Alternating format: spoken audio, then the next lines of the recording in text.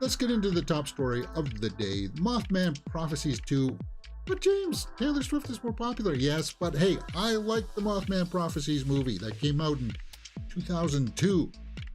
Apparently, the Mothman Prophecies sequel is heading to streaming, director reveals. I didn't even know that they were trying to make one. It's been 22 years now. Oof. Oof. Yeah. So, let's just see what's going on here. Director Mark Pellington has announced that a streaming project based on the Mothman Prophecies is in the works. Okay. Sparkling excitement with the fans. Well, I'm definitely one of them. So, Pellington has promised to reveal more information soon, leaving audiences soon. Okay, yeah. Mothman, yeah, we don't need to know that. The director behind the 2002 hit, Mark Pellington, has revealed that he's working on the sequel. So it's the director of the first one. Cool. Streaming Mothman is coming, Pellington said during an appearance at Erie Horror Fest. Erie, like Lake Erie? Little else is known about the project. Well, because, hey, you know, I follow all the movie news stuff, and if I caught wind of this, trust me, you will be the first to know, just like you are right now. So that's how it goes. Guys, I don't know if you've ever seen the original, well, the first Mothman Prophecies with Richard Gere.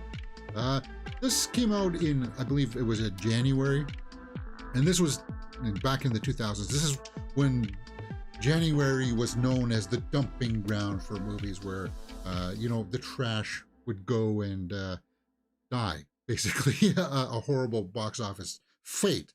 Yeah, it's Richard Gere, and it's got, what, Deborah Messing. They start off this film, and they're out driving one night, and she sees this weird thing that scares her. It's like two red eyes, right? We'll take it.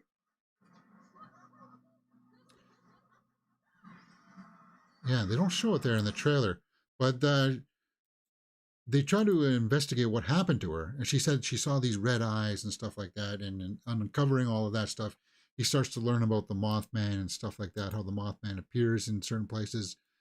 Indran Cold, right, was supposed to be the humanoid form of it.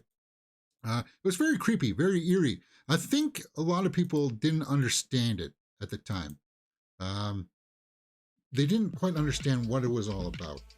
So I would be open to a sequel. It wasn't very well received by critics, audiences. As I said, they didn't quite understand, was it supposed to be like a creature feature or a psychological thriller kind of thing? I'll tell you this, I've watched documentaries about real life killers like Dahmer and stuff like that. And I won't lose sleep over that. But there's something about this concept of Mothman that did creep me out.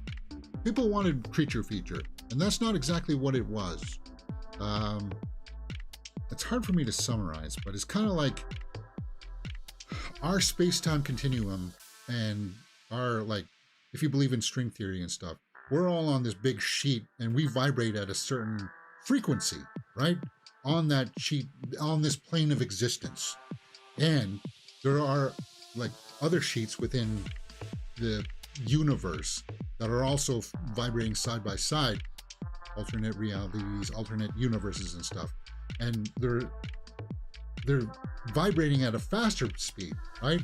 So there's stuff that's going on around us that we just can't see perceptually because we're not on that plane.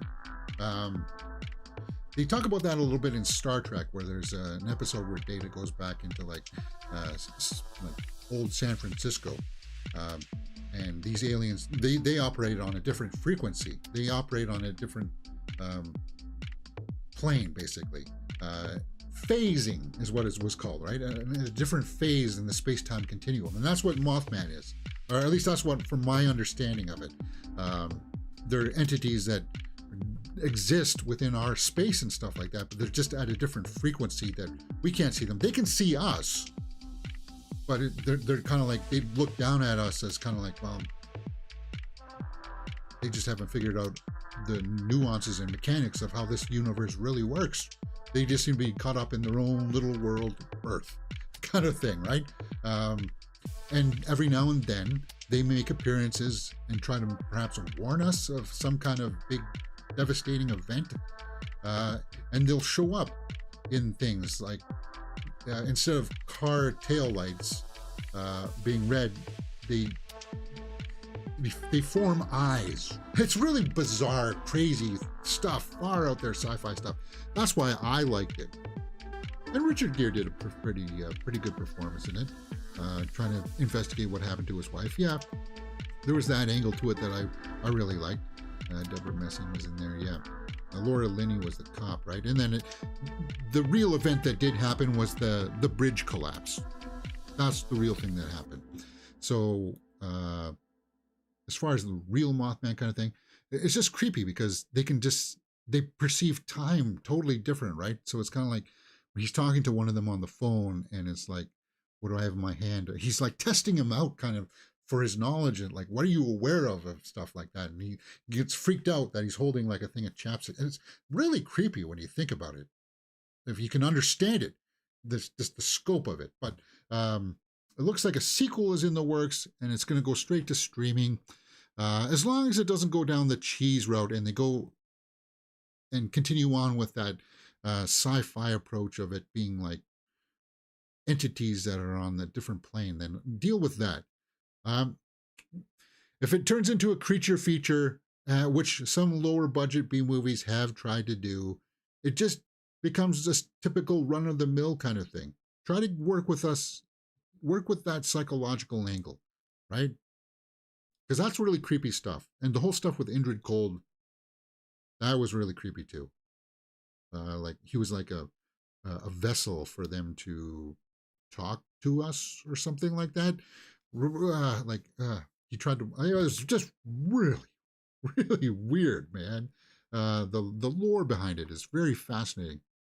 So I would be up to see this. And the director seems like he would be coming back for this. This Mark Pellington. What else has he been working on? Let's take a look at his resume.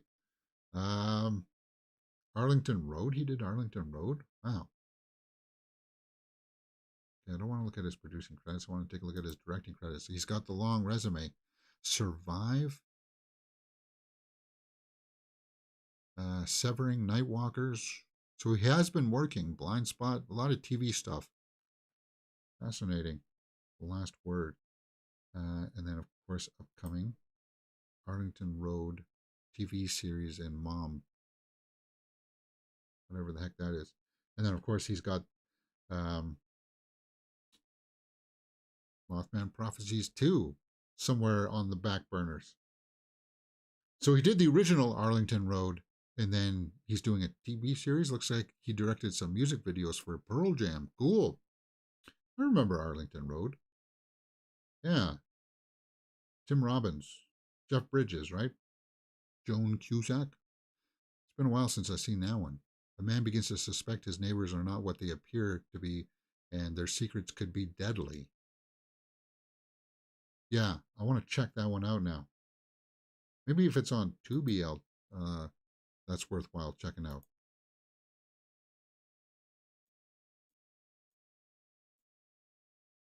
I like Jeff Bridges. Got nothing against Jacob Singer. Tim Robbins.